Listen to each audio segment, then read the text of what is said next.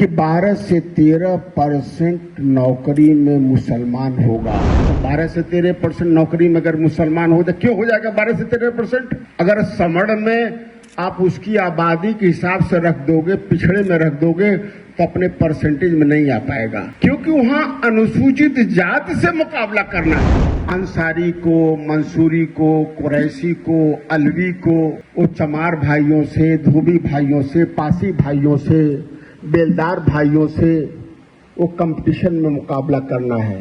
और अगर आप पिछड़े में हो तो आपकी कुर्मी भाइयों से, जाट भाइयों से, गुर्जर भाइयों से, आपको यादव भाइयों से मुकाबला करना है, तो आप उसके तादाद के बराबर नहीं आते, तो उसके तादाद के बराबर आते। दलित कमीशन ने भी कहा कि भाई दलित मुसलमानों को आरक्षण मिलने से हमें कोई एतराज नहीं है। पिछड़े वर्ग ने भी कहा कि दलित मुसलमानों को अनुसूचित जाति में आने से हमें कोई एतराज नहीं है। अल्पसंख्यक आयोग ने भी कहा मुसलमानों को दलित आरक्षण मिलने से हम सहमत हैं, हमें कोई एतराज नहीं है, मगर फिर भी नहीं हो रहा। अभी बताया डॉक्टर विजय पटेल जी ने कि 90 के करीब से मुकदमा चल रहा है अनुसूचित जाति के आरक्षण का, मुसलमानों का, हम भी उसमें हिस्सा है। CAA का मुकदमा जो मजहब के नाम पर नागरिकता मिलने का, शहरियत मिलने का जो मुकदमा है, वो 2019 से चल रहा है। पहला मुकदमा पीस पार्टी ने किया था इस पर सुप्रीम कोर्ट में। क्यों फैसला नहीं हो रहा है? फैसला क्यों नहीं हो रहा है? जितने अपराधी रहे, चाहे वो बाबरी मस्जिद गिराने में या मुजफ्फरनगर के दंगे में, किसी को सजा नहीं हुई। किसी को हुई सजा भाई? चाहे वो मदरसे का हो, चाहे मॉब लिंचिंग का हो, चाहे हर थाने में हो, चाहे ब्लॉक में हो, तहसील में हो, जिले में हो, अगर आपके साथ भेदभाव होता है मजहब के नाम पर, तो ये नहीं होगा, ये होता रहेगा। कितना पैसा दोगे होता रहेगा।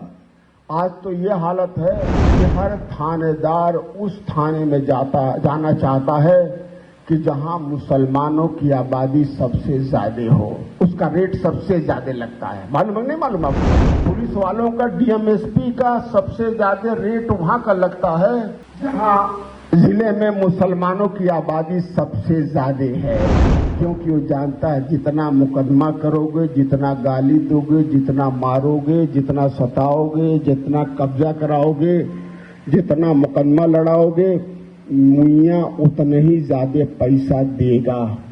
और दुधारू गाय की तरीके से हमेशा दूहते रहो इसको, कोई पूछने वाला नहीं, ये कौन खल करेगा। इसी को संविधान ने कहा कि जो समाज कमजोर है, सामाजिक तौर पर, ये सामाजिक बुराई है, ये सामाजिक बुराई है। चाहे किसी अस्पताल में जाओ, चाहे इंजीनियर हो, चाहे अधिकारी हो, चाहे कर्मचारी हो, ये हमें बता दो कि अगर 15% मुसलमान PSC में हो, हर थाने में हो, जिले में हो, तो आपके साथ तासुब हो पाएगा? ये मुमकिन है? कि क्या दंगा होता है, थाने पर आपसे पैसा लिया जाता है, सताया जाता है, पूछा जाता है तुम भैया देवबंदी हो, आले हदीस हो, शिया हो, सुन्नी हो, पूछा जाता है क्या?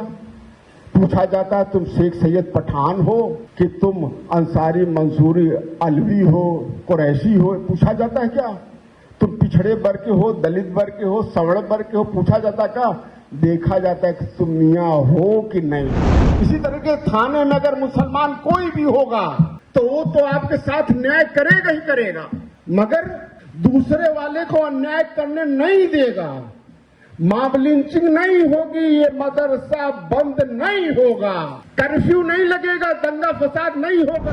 अब हमारे भाई राणे सागर ने कहा कि 1.5 लाख लोग कर्फ्यू लगाने के बाद भी मुलायम सिंह मुख्यमंत्री थे और लोग पहुंच गए। हमने भी यही सवाल उठाया था विधानसभा के अंदर जब मुजफ्फरनगर का दंगा हुआ था। हमने अखिलेश जी सरकार में थे, हमने उनसे यही सवाल पूछा था कि हर जगह कर्फ्यू लगा था, लाखों लोग तलवार को लहराते हुए क्यों गए? सारे घरों को उजाड़ दिया गया, 50,000 मुसलमान बेघर होकर के कैंपों में शरण क्यों ले रहे हैं? ये कैसा कर्फ्यू है, कैसा शासन प्रशासन है? मैंने साफ कहा था कि भाजपा की और सपा की मिली जुली साजिश है। जैसे हमारे राणे सागर साहब ने कहा कि बाबरी मस्जिद गिराना सपा और भाजपा की मिलीजुली साजिश है कि किस बिरादरी के तुम डीएम हो, एसपी हो, और उस पूरे जिले में मुसलमान पर अत्याचार कम हो जाता है।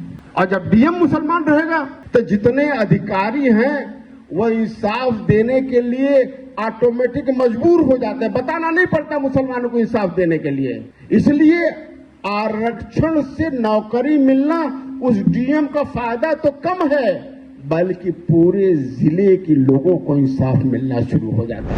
आज हमारे एक दोस्त ने, फुजैल नदवी साहब हैं, हमको एक खत दिया उन्होंने कि साहब मदरसे के लोग बड़े परेशान हैं, उस पर कुछ बोल दीजिए।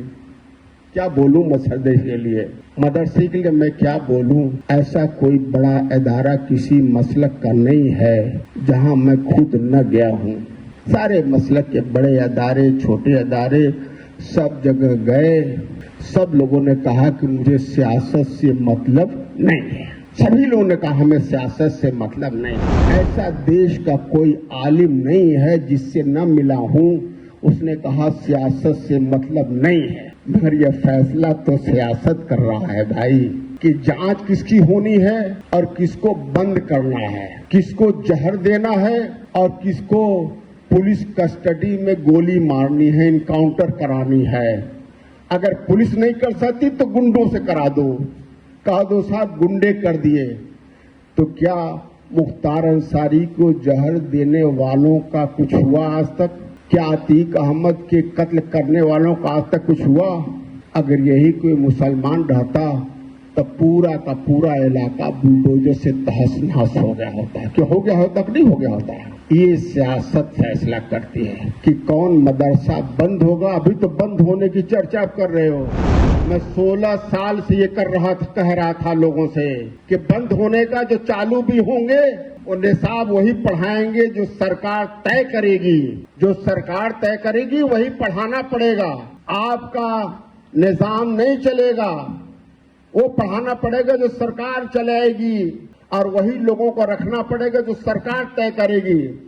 मदरसा नाम रहेगा, पढ़ाया जाएगा वहां वो सब्जेक्ट जो सरकार तय करेगी। तो ये सियासत तय करती है। तो हमने दीन समझा नहीं और हमने छोड़ दिया दूसरों के भरोसे। 25% है मुसलमान उत्तर प्रदेश में। अगर किसी को 1% भी शक है तो मुझसे बात कर लेगा। हमने मुकदमा किया था, मऊ जिले का एक एक घर का सर्वे कराया और ये पाया कि 37% मुसलमानों का नाम वोटर लिस्ट में नहीं। पूरे मऊ जिले का 37% मुसलमानों का नाम वोटर लिस्ट में नहीं है। और हाई कोर्ट में हमने मुकदमा किया और आज चंद्रचूड़ साहब जो चीफ जस्टिस ऑफ इंडिया है, वो chief justice Allahabad high court थे। उन्होंने और एक और जज ने उस मुकदमे को देखा और ये फैसला किया। इलेक्शन कमीशन के लोग हाजिर हुए, उनके वकील, और हमने एक एक व्यक्ति का 37% लोगों का हमने एक एक लोगों का वोटर लिस्ट में नाम डालने के लिए फॉर्म भर करके पूरा हाई कोर्ट में जमा कर दिया कि इनका नाम हमने फॉर्म भी भर दिया और इनका नाम वोटर लिस्ट में दर्ज हो जाए। हाई कोर्ट ने फैसला किया कि इन सभी लोगों का नाम वोटर लिस्ट में दर्ज किया जाए। इलेक्शन कमीशन के वकील ने कहा कि सबका नाम दर्ज होगा, मगर एक भी आदमी का नाम आज तक दर्ज नहीं हुआ।